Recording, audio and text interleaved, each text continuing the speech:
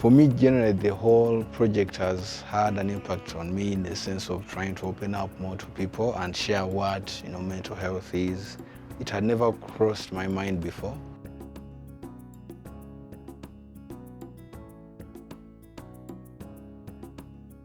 Stigmatization in mental health in Rwanda or generally around the globe, I think it's an everyday experience.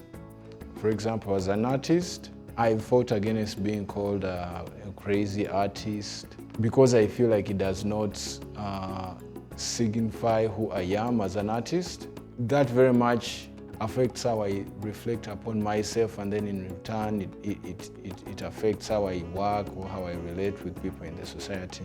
I would say I've been stigmatized from how I look, from what I do, even from where I live or hang out. So it's an experience that I know of. What I've come to learn throughout the residency has been the call to attention for what really matters in terms of understanding this issue of mental health, but having people come to us, like people who have had experiences of being stigmatized. We have had to interact with professionals who have given statistical data that backs up, everyday experiences that we see. My ideas for Stigma, Power and Hope can be as broad as it can go.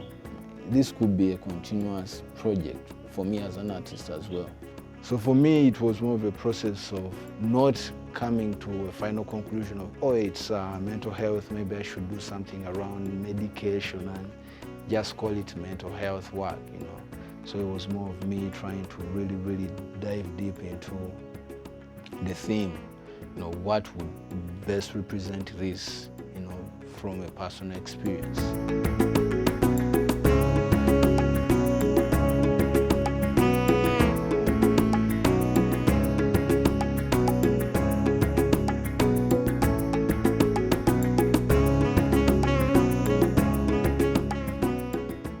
For me, the works, the way I approached it with an idea of looking at it as like an educational study object, and that's why I chose to use paper. Some of the paper I picked from my own writings, and I felt like it would embody the work in a way that it's part of my story being shared instead of using random material. And then the subject I chose myself because I don't feel like I would be stigmatizing myself using my body, and I wanted to stand for what I would call like the acceptance of who I am, and then that's what I would want to portray to anybody else, to see themselves within this image. So for me, the material used was really important because it allows me to have like open space where I can add messages. I would love it to be interactive, like somebody can come and write what they feel is meaningful for them about mental health. It could be a message that can be written and then added onto the work. For me, my main focus on having these works go like this is to initiate a conversation.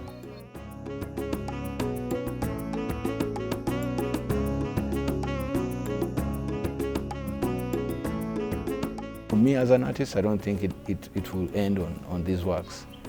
I have other ideas that I think are really important. Instead of putting on Nike, I would put on something that has a message about mental health. So for me, what I think of the system to do is to create awareness in terms of like sharing information, having neutral spaces for people to meet and tell their stories, and supporting it. And even decentralizing it, taking it to the schools, I think it will be good. Without art, I don't think I would have any other way to express my thoughts or my personal experiences, especially in the society where artists are labeled crazy. There's been chances where I've been addressed as a crazy artist and I've stood on my ground to say, that's not who I am, at least you should call me by my name or by the project that I'm working on. So I think for me, art has always been my gateway to highlight on certain things that I want to have a say about.